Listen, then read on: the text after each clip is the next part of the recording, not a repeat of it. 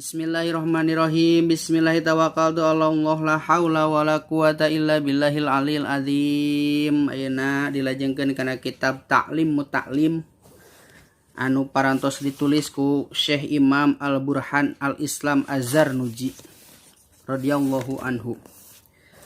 Rodia muga-muga mikari dosa Gusti Allah anhu kaitu Syekh Imam Az-Zarnuji.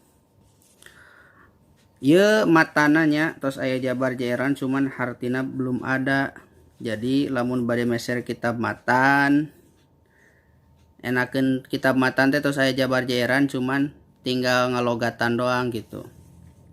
Bismillahirrahmanirrahim. Alhamdu ari sadaya puji lillahi eta tetep kaungan Allah alladzi anu faddola anu parantos ngunggulkeun Gusti Allah bani Adam ka bani Adam bil ilmi kalawan ilmu.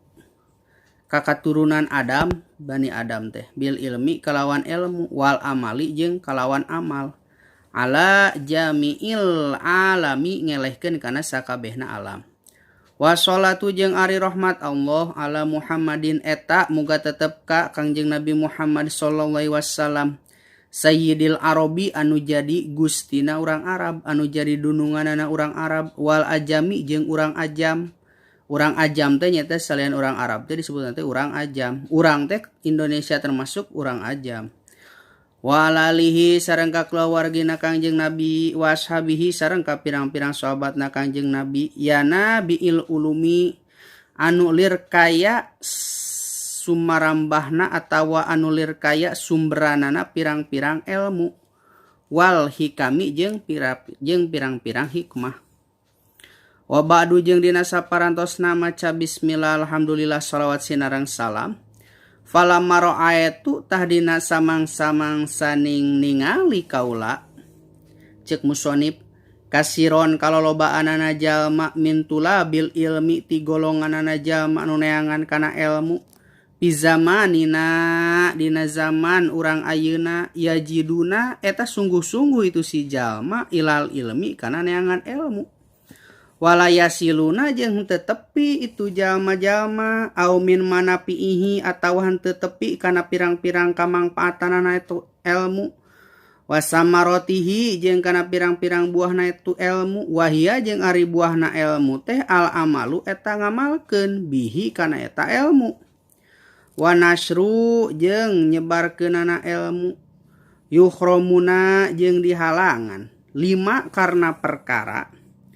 anahum sanyanyana itu jalma-jalma teh akhtau eta nyalahan itu jalma-jalma toro ikohu kana jalanan neangan ilmu wataroku syaro itohu jeung ninggalkeunana itu jalma-jalma kana pirang-pirang syaratna neangan kana eta ilmu wakuluman jeung ari saban-saban jalma akhtoa eta anu nyalahan ieu si jalma atoriko kana jalan dola mangka sasar itu si jalma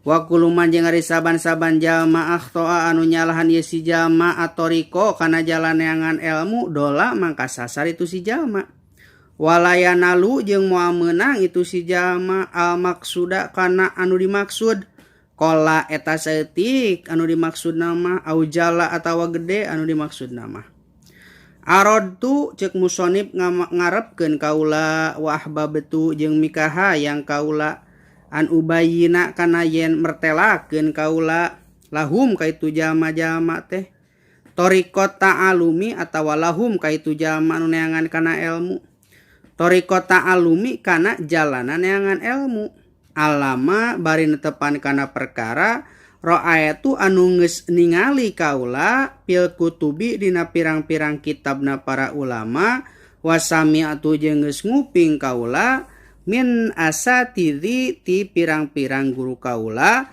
ulil ilmi anu ngagaduhan kana ilmu wal hikami jeung kana pirang-pirang hikmah rojaan bari ngarep-ngarep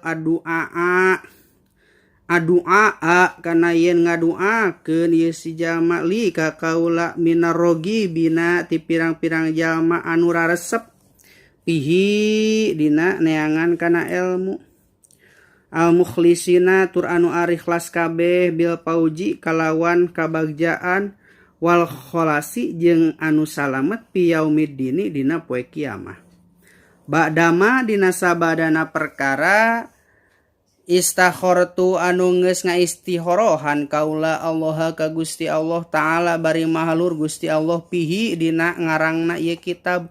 Wasamaetu jeung ngaranan kaula cek musannif hu kana ieu kitab ta'lim muta'lim thariqat ta'allumi kana ngaran kitab ta'lim muta'lim thariqat ta'allumi. Waja'altu jeung geus ngajadikeun kaula hu kana ieu kitab fusulan kana pirang-pirang pasal. Paslun ari sapasal pimahiyatil ilmi anu tetep dina mertelakeun anu eta tetep dina mertelakeun mahiyahna ilmu wal fikhi jeung fikih. Paslun ari sapasal deui pinniati dina mertelak eta tetep dina mertelakeun niat fil hali ta'allumi dina tingkahna neangan ilmu atawa dina nalika neangan ilmu. Paslun ari sapasal deui bi ikhtiyaril ilmi eta tetep dina mertelakeun milih-milihna kana ilmu wal ustadi jeung milih-milihna kana guru. Wasyariki jeung milih-milihna kana kababaturan wasabati jeung netepan kana ilmu. Paslun ari sapasal deui pi ta'zimil ilmi eta tetep dina mertelakeun ngagungkeunana kana ilmu wa ahlihi jeung ka ahlina ilmu. Paslun ari sapasal deui fil jiddi dina mertelakeun sungguh-sungguh wa muwadhabiti jeung ngamayengkeun wal himmati jeung angkeuh anu gede. Paslun ari sapasal deui pi bidayati sabeki dina mertelakeun ngamimitianana ngaji wa qadrihi jeung kana kira-kirana ngaji ukuranana ngaji wa tartibihi jeung kana katartibanana ieu ngaji. Paslun ari sapasal deui pi tawakkuli dina mertelakeun tawakal. Paslun ari sapasal deui pi waqti tahsili dina mertelakeun waktu ngahasilkeun. Paslun ari sapasal deui pi syafaqati dina mertelakeun nyaahan. Wa nasihati jeung nasihat. Paslun ari sapasal deui pil istifadati eta tetep dina mertelakeun ngalap faedah. Paslun ari sapasal deui pil war'i eta tetep dina mertelakeun waro atawa apik. Hala ta'allumi dina nalika ngaji. Dina tingkahna ngaji. Paslun ari sapasal deui pima eta tetep mertelakeun dina perkara yurisu anu matak ngawaris ieu emma alhibdo kana calakan wanisyana jeung kana pohoan.